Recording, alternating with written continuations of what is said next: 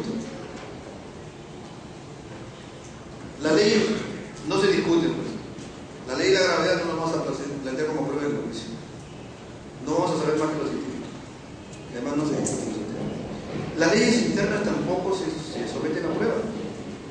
Iura novi curia. El juez conoce el derecho. Yo no puedo ofrecer como prueba en un juicio la ley número tanto. Y acá está.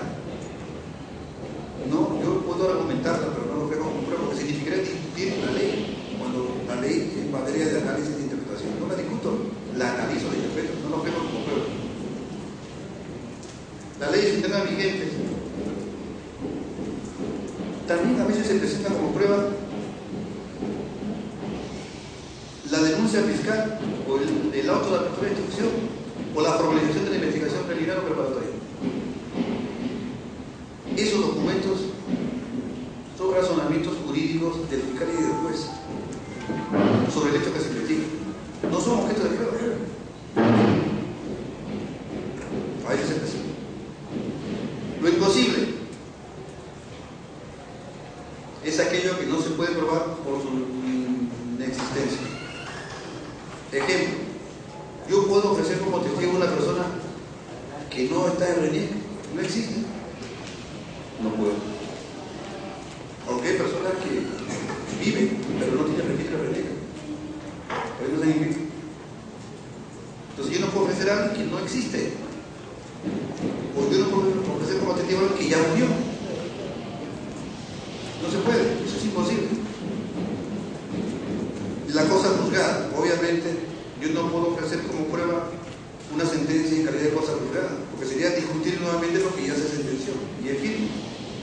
Lo que no impide que yo pueda plantear una excepción de cosa juzgada, que es distinto, que es un canal diferente.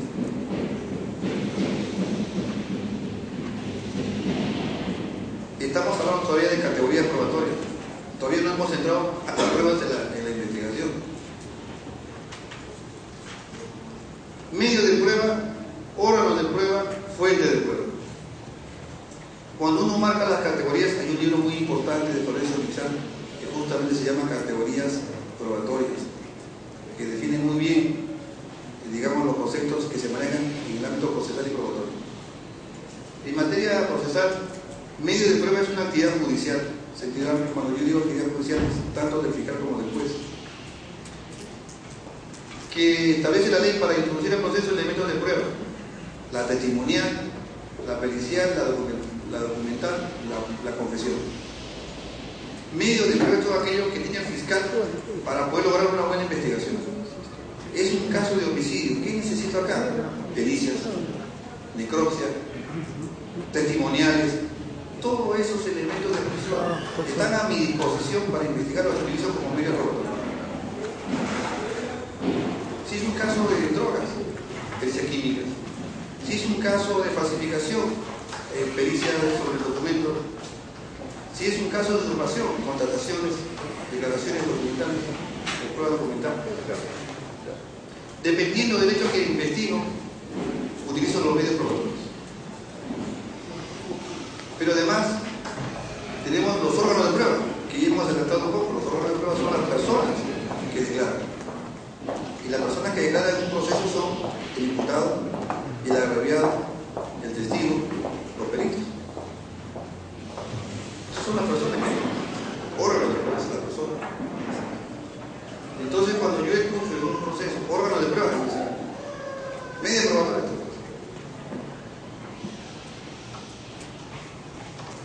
El medio probatorio es la prueba testimonial. El medio. El órgano de prueba, ¿quién es? El testigo.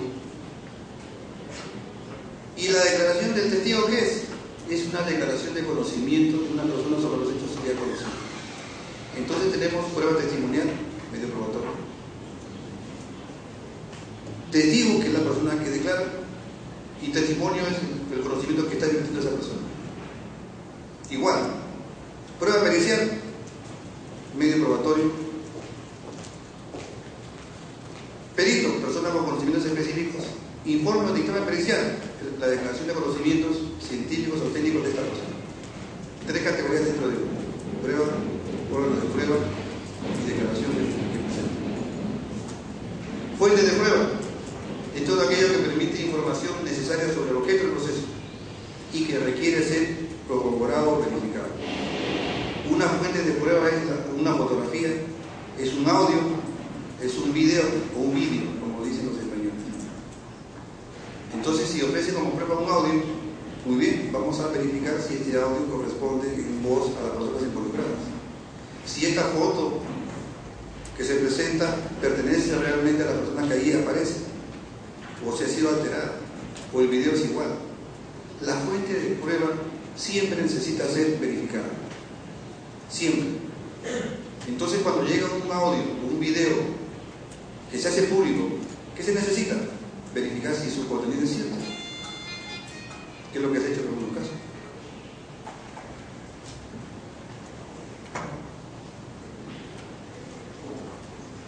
Por último, en esta primera fase, decíamos, hay actos de investigación y hay actos de prueba. Los actos de investigación son los actos propios de la investigación preliminar o policial, actos de investigación preparatoria. Estos actos de investigación, ¿para qué sirven? Para buscar información. Para buscar información, elementos de prueba, que van a permitir pasar a la etapa intermedia y al juicio oral. Los actos de investigación los realiza la Fiscalía y los actos de prueba los realizan el juez y el juicio oral. Hay una distinción bastante marcada.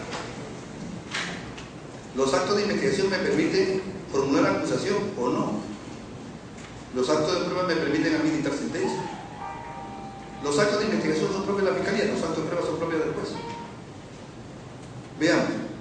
Los actos de investigación se llevan a cabo en la investigación preliminar y preparatoria.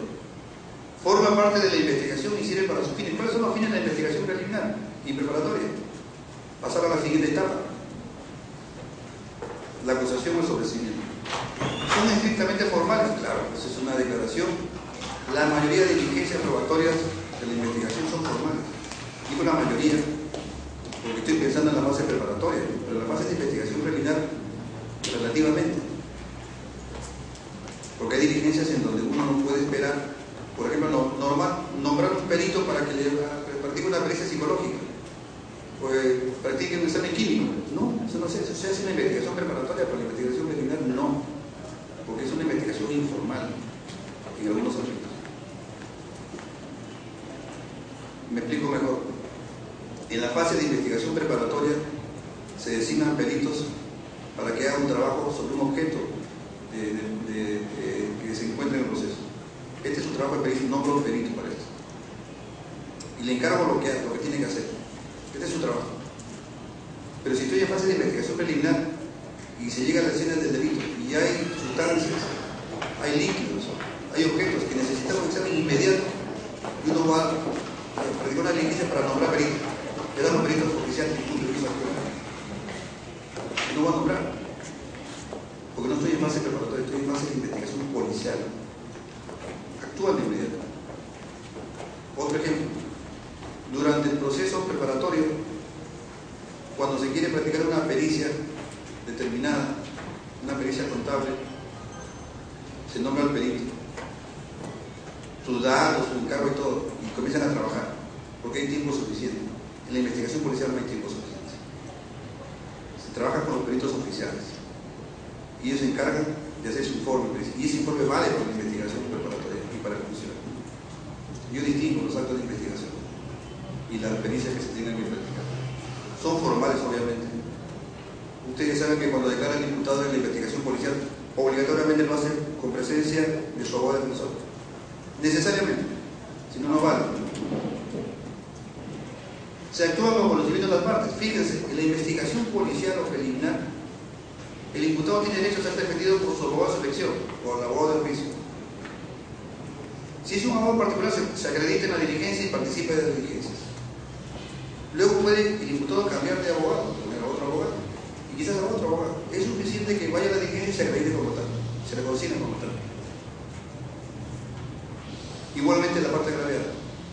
En el proceso preparatorio, en la fase preparatoria, se tienen que anotar, se tienen que inscribir, se tienen que acreditar formalmente. Si son los mismos, no cuesta nada. Pero si son distintos, se tienen que acreditar. Es la formalidad que existe, el código. Igual el actor civil. En la investigación policial no. Yo soy el abogado, se acredita como tal, con su carnet, interviene en la diligencia. Se acabó. Yo soy el abogado del agraviado, muy bien. En cambio, en el proceso preparatorio, el agraviado, para constituirse en actor civil, se tiene que acreditar formalmente. Hay bastante formalidad en la fase preparatoria y menos formalidad en la fase de investigación preliminar. Los actos de investigación son útiles para las decisiones judiciales, las medidas de protección, incidencias y peticiones. ¿Cierto? Una medida de prisión preventiva, un impedimento de salir al país, se hace en la investigación y se practica en audiencia con el juez. ¿En base a qué se dictan las medidas de coerción? En base a las pruebas que presentan el fiscal o la defensa. Para eso sirven los actos de investigación. Y además porque la resolución judicial no requiere juicio de plena convicción. Las decisiones judiciales durante la investigación son decisiones temporales, no son definitivas. La única decisión definitiva se da en la sentencia, en el juicio oral. Todas las otras decisiones son temporales. Por ejemplo, la prisión preventiva, la comparecencia, el impedimento de salir del país. Y por último, en fase de investigación, los principios de inmediación y de contradicción se reducen en intensidad. ¿Cuándo se elevan en intensidad? La inmediación y la contradicción en el juicio oral. Aquí, con una observación. Cuando durante la fase de investigación preparatoria se pide una medida de coerción o la variación de la prisión preventiva, el juez lleva una audiencia y escucha las partes. Inmediación, moralidad, contradicción. Luego el juez resuelve en audiencia. Por eso es que se dice que el proceso es de corte acusatorio, porque en fase de investigación hay audiencia, hay debate, hay, digamos, sustentación de las partes. Los actos de prueba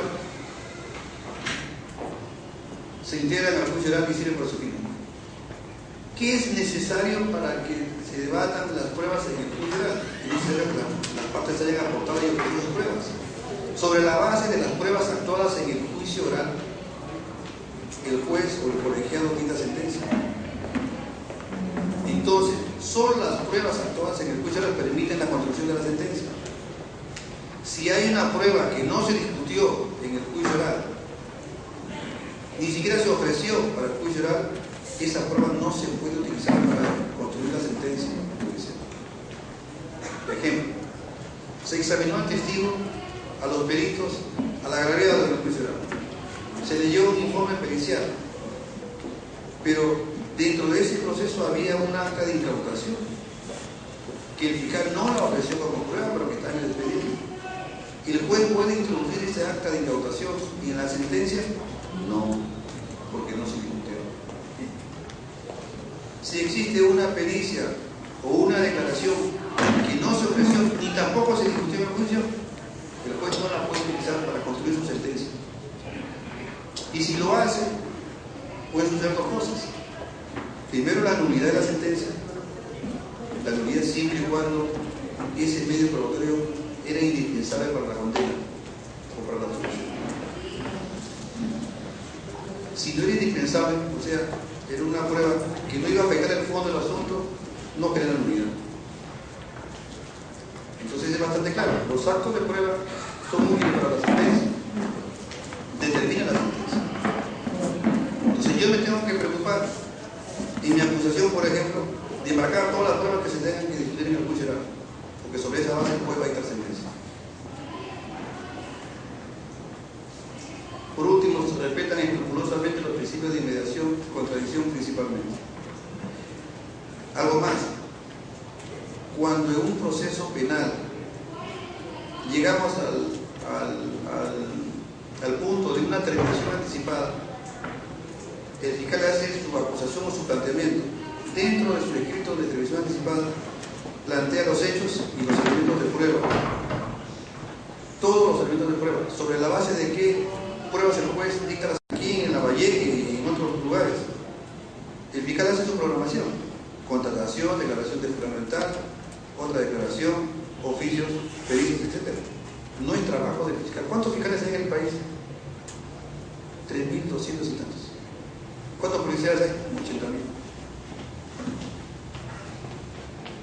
Por eso es que se están demorando las investigaciones. Va a llegar un momento en donde no van a tener tiempo para nada, y va a llegar control interno y lo vamos a sancionar. No solamente sucede en casos de los fiscales, hay que corregir, y hay que coordinar bien con la policía para que haga su trabajo. Pero también sucede el tema de los jueces.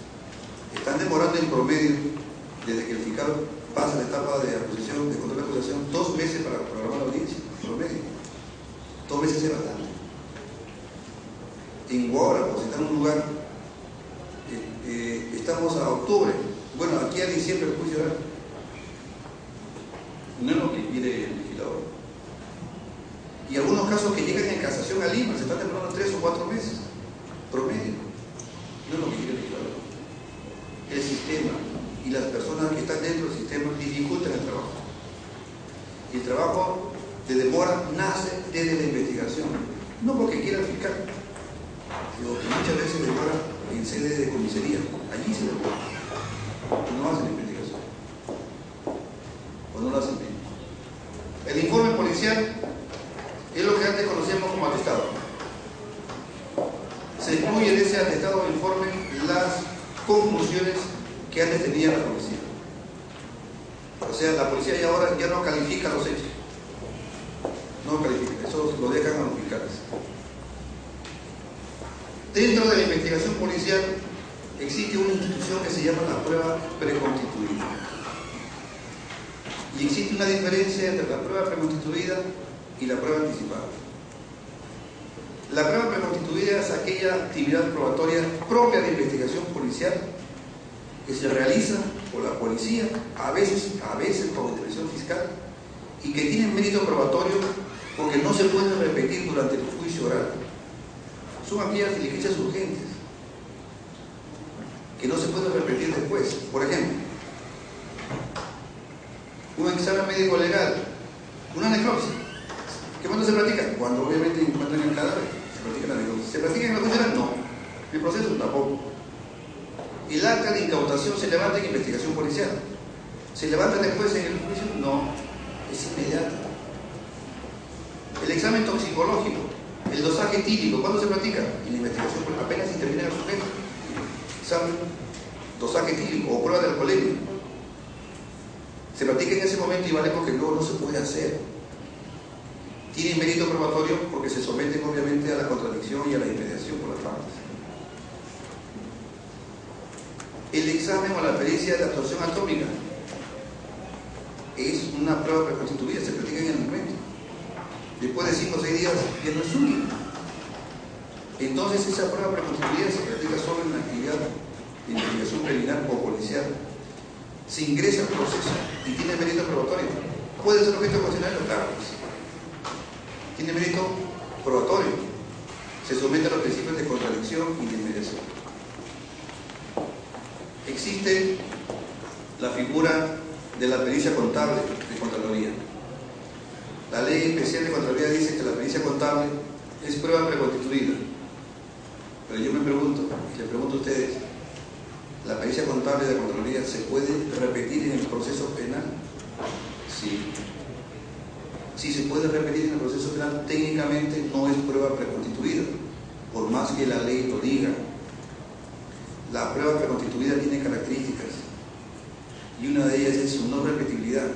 Es decir, si no se puede repetir después, es prueba preconstituida. Si se puede repetir, no lo es. ¿La declaración del imputado en la investigación policial es prueba preconstituida? No, señor, porque él puede declarar después. La de testimonio es igual. Dosaje etílico, no, eso es inmediato. Que estuvo mal practicado, y es otra cosa. Que el examen toxicológico, otra vez, no, señor, ya no es útil. Entonces vale esa prueba preconstituida. Muchas de las diligencias de investigación se basan en este tipo de actividades preconstituidas. La necropsia. Después se puede practicar una diligencia, no se llama necropsia, se llama exhumación del cadáver. ¿Cuáles son las diligencias probatorias? Antes de pasar, yo decía prueba preconstituida y prueba anticipada. La prueba anticipada es aquella que se practica en la fase preparatoria investigación preparatoria y etapa intermedia. La prueba anticipada es aquella que se anticipa a su actuación en el juicio oral. En rigor, los actos de investigación son de investigación, preparatoria o preliminar. Los actos de prueba se actúan en el juicio oral y permiten construir la sentencia. Pero a veces no todos los actos de prueba en el juicio se pueden actuar. El testigo no va porque está muy enfermo o porque está quizás amenazado. El perito no va porque a lo mejor está muy grave de salud o se va a ir de viaje. Esas pruebas se pueden anticipar. Es decir, lo que se debió estar en el juicio se realiza antes, pero con las formalidades que la ley exige. Es decir, bajo la dirección del juez, con intervención de las partes acreditadas, los abogados defensores. Es una especie de diligencia anticipada, una especie de juicio. Se graba, se levanta acta y luego se acumula o se examina en el juicio oral conjuntamente con las otras pruebas. Entonces, fíjense, la prueba anticipada es una prueba formal, dirigida por autoridad jurisdiccional. La prueba preconstituida, no, porque esta se actúa en fase de investigación policial por la policía, a veces con intervención del fiscal. La prueba anticipada se practica en casos expresamente previstos en el código. La prueba preconstituida no. Se practica en cualquier caso que sea necesario. Y obviamente la prueba anticipada se analiza conjuntamente con las otras pruebas y ya no es necesario quizás el debate, porque ya se supone que se actuó bajo la decisión del juez y con intervención de las partes, ya discutieron. Entonces hay una diferencia de tiempo y una diferencia de formalidad entre la prueba preconstituida y la prueba anticipada. Dígame, doctor.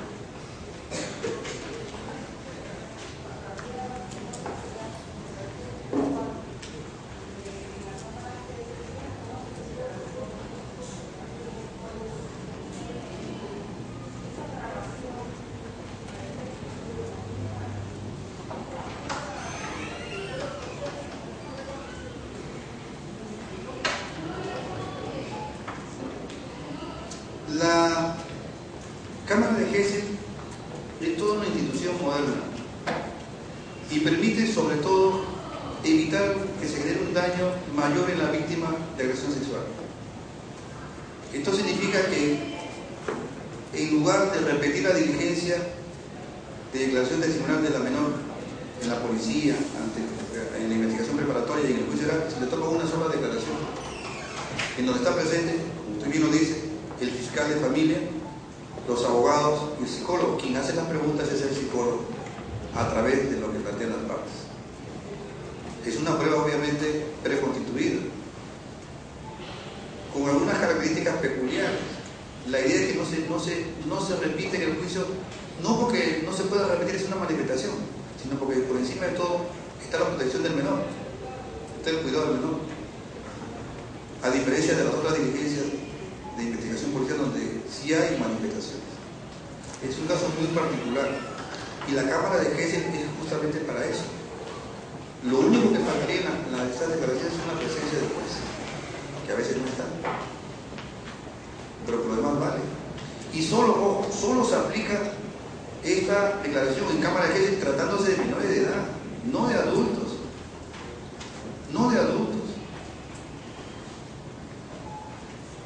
solo tratándose de menores de edad, para evitar que a ese menor se le examine y se le pregunte lo mismo 2 o 3 veces. Fíjense que hay una convención de Berlín sobre los derechos que corresponden a los menores y además aprovecho. En un proceso penal, código antiguo y código nuevo, muchas veces se identifica a los menores de edad con clave. Y eso es equivocado. Lo que dice la ley es que tratándose de menores de edad se preserva su identidad, se cuida su identidad, que no se haga pública su identidad, no que se le niegue su identidad. Cuando le ponen una clave, se le está negando su identidad. Es mejor que se consignen las iniciales, pero no el menor con clave 02-2011. ¿Verdad? ¿Qué dice la ley? Que se preserve su identidad. Significa de que públicamente no se conozca de quién se trata. Y en los juicios orales, en los tribunales de justicia, por ejemplo, las tablas de juicio se consigna imputado a tal, violación sexual agraviado, fulano de tal, ya, se evita poner el nombre, pues. no se pone nombre. A veces de las sentencias de violación sexual se consigna en agravio de, el agravio no con clave tal. Viola el derecho a la intimidad, Convención de Benín. Todos tienen derecho a su identidad. El asunto es que se cuide, se reserve distinto. Que se forma sus iniciales. Porque yo no puedo decir, en agravio de tal, aquí se le verificará una reparación civil de dando. Una clave. Y es más, dudo que en una sentencia penal se omite el nombre de la víctima. ¿Por qué? Tiene que aparecer el nombre. Preservar es cuidar, no cambiar. Pero bueno, gracias por su pregunta.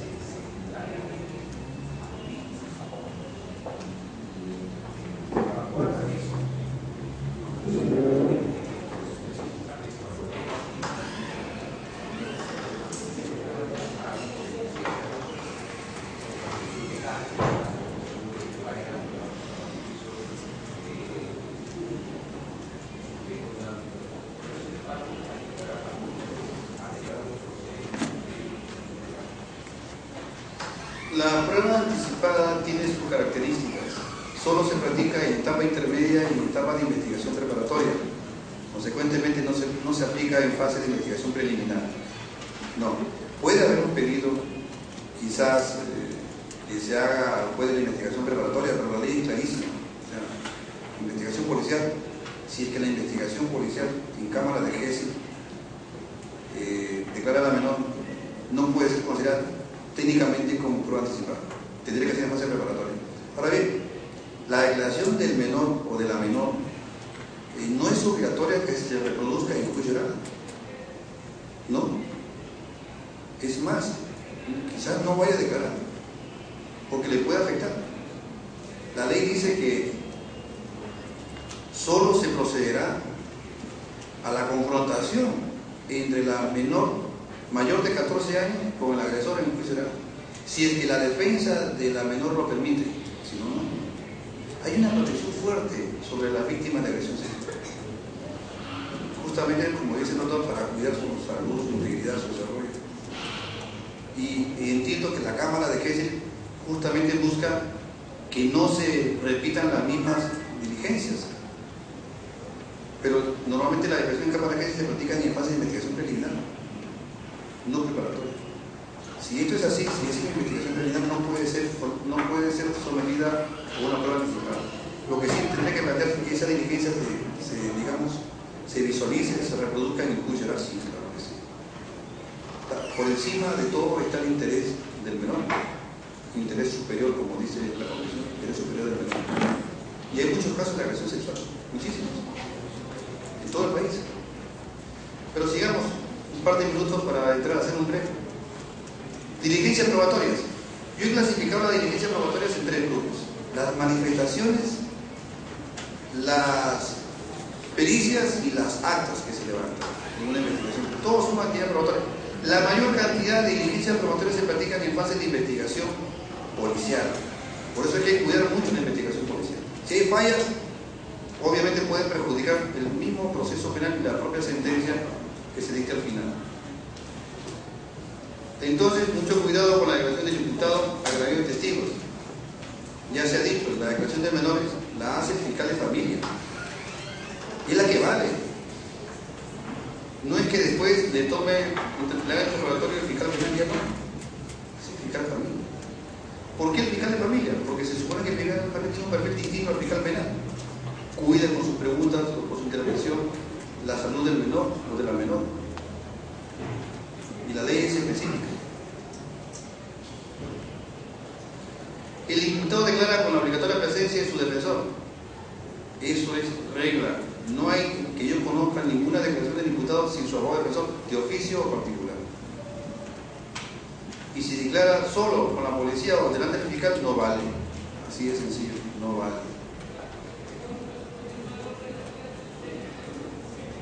¿El fiscal dispone la realización de diligencia probatoria? Claro que sí.